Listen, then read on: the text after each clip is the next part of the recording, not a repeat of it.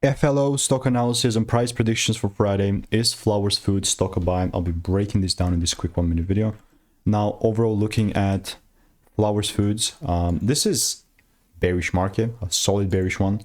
I myself, I know I saw the first shift here, like, so that's technically bullish, right? But just one break doesn't mean a lot. I genuinely, like, this could easily just be a fake out.